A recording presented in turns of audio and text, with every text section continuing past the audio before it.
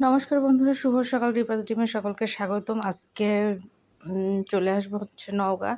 তো নওগাঁ আসার আগে বাসায় একটু পরিষ্কার করে নিই। পরিষ্কার বলতে সব চাদর সব চেঞ্জ টেঞ্জ করে নিব। আর মা যেহেতু এত কিছু করতে পারে না, তো আমরা যখন আমি আসি কিংবা দিদি আসে, যে কোনো সময়ই আমরা এইসব কাজ করে থাকি।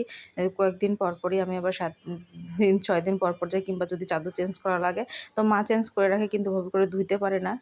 মায়ের একটু ঠান্ডার সমস্যা আছে, ইদানিং কিছুদিন যাবত তার শ্বাসকষ্ট সমস্যা হচ্ছে, তাই সে কারণে ওগুলো আর করা হয় না। আর মা সময়ও পায় না যে এত কাজগুলো করার, কারণ মায়ের 3 বেলা অন্নভোগ দিতে হয়।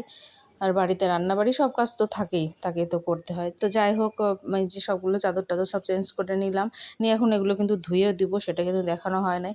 আর দেখো বাবার ঘরে, তারপরে পাশের যে ঘরটা, মানে সব ঘরে, আমরা যে ঘরে ঘুমাই সেই ঘরে সব ঘরে চাদরটা চেঞ্জ করে নিচ্ছি, নতুন চাদর পাড়া হয়েছে।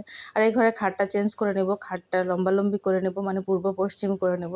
তাছাড়া এই পাশে বাতাস লাগে না, আর বাবুর একটু অসুবিধা হয়, পড়াশোনার একটু অসুবিধা হয়, ঠিকমতো আলো দেখতে পায় না, মানে ওই পাশে লাইটটা কাজ করে না। আর আমাদের বাড়ির মেঝে তো অনেক পুরানো, তো সেই কারণে এমনটা দেখায়। এগুলো চেঞ্জ করার ইচ্ছা আছে, দেখা যাক কবে কি করা যায়। তারপরে তোমাদের দাদা আবার মাছ নিয়ে আসছে, ট্যাংরা মাছ আর শিং মাছ। তো শিং মাছগুলো তাড়াতাড়ি করে, ওগুলো দেখো না কীরকম লবণ দেওয়ার, তো লাফালাফি করতেছে।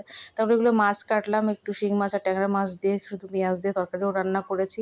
তারপরে যে কাপড়গুলো ছিল সেগুলো কাপড় টাপড় কেচে স্নান করে খাওয়া দাওয়া করে তারপরে চলে আসবো, কিন্তু আজকে আবার বাড়িতে চলে আসবো।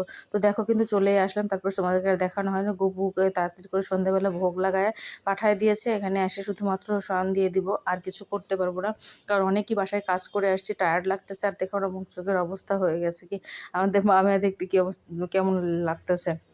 আর ওরও শরীর কয়েকদিন খারাপ, কেমন রুগী রুগী দেখাইতেছে, সেটাই তোমাদেরকে বলতেছিলাম। আর এসে আমার টেনশন ছিল আমার গাছগুলো। যাই হোক, ব্যালকনির অবস্থা কিন্তু অনেক খারাপ, সেটা পরিষ্কার করে নেব, সমস্যা নাই। কিন্তু গাছগুলো ঠাকুরের কৃপায় অনেকটা ভালো আছে, মনে হয় বৃষ্টি হয়েছিল। আর তারপর আমি জল দিয়ে গিয়েছিলাম যাতে নষ্ট না হয়। তো আর এই পাশে দেখো তুলসী গাছগুলো যেহেতু সাইডে আছে, সেই জন্য অত বেশি জল পায় না, কিন্তু তারপরে ঠাকুরের ইচ্ছায় ভালো আছে। 2-1টা গাছ একটু নষ্ট হয়েছে, খুব বেশি নষ্ট হয় না। আমি তো খুবই টেনশনে ছিলাম যে আমার গাছগুলো বোধহয় নষ্টই হয়ে যাবে। তো ঠাকুরের ইচ্ছে সব গাছই ভালো আছে। আর এই দিকে যে ওই ব্যালকনির যে গাছগুলো, সেই গাছটা মধ্যে শুধু মানে সিঙ্গোনিয়া গাছটা যেটা, সেটা একটু কাত হয়ে পড়ে গিয়েছিল, সেটা অবশ্য ঠিক করে দিলাম। তো যাই হোক, তারপরে আবার সব ঘরের বিছানা চাদরটাও চেঞ্জ করে নিলাম, কারণ যাওয়ার আগে তো দেখেই গিয়েছিল, একটু পরিষ্কার করে নিয়েছি, মানে সব উঠায় রেখেছিলাম কিন্তু চাদর পাড়া হয়েছিল না। তো আমি আবার সেই চাদরগুলো পেতে নিব সবগুলা, মানে 2 ঘর পাতবো, আর ঘরের অন্য 2 ঘরে মানে করা যাবে না। আর কারণ 2 ঘর শুধু মানে বিছানা চাদর চেঞ্জ করবো, আর এক ঘরে তখন দরকার নাই, যেহেতু কেউ নাই, সেটা পরে একসময় চেঞ্জ করে নিব। তো 2 ঘরে আমার বিছানা চাদর চেঞ্জ করা শেষ। আর এই দেখো তোমাদের এই দাদা এই পর্দাটা নিয়ে আসছিল, মেয়ের মোটেও পছন্দ না, আমারও পছন্দ না, আপাতত লাগিয়ে রেখেছি। আর সব কিছু ছড়ানো ছিটানো ছিল, সব কিছু জায়গা মতো নিয়ে গোছায় রেখে। আর ওই পাশে যে ড্রাম আছে সেটাতে চাল উঠাতে হবে, সেটাতেও করা হয় নাই।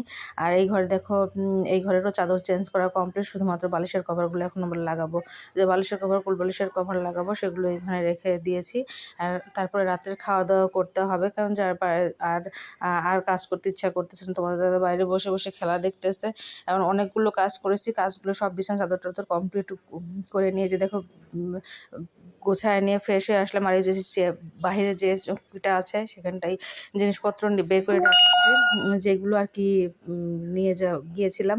আর এই দেখো রাত্রে খাওয়ার জন্য এখানে একটু নুডলস করতেছি, এই নুডলসই খাওয়া দাওয়া হবে, আর কিছু রান্না করতে পারবো না, অনেকটা টায়ার্ড লাগতেছিল, সে কারণে আর কিছু রান্নাবাড়ি করার মানে মোটে ইচ্ছা নাই।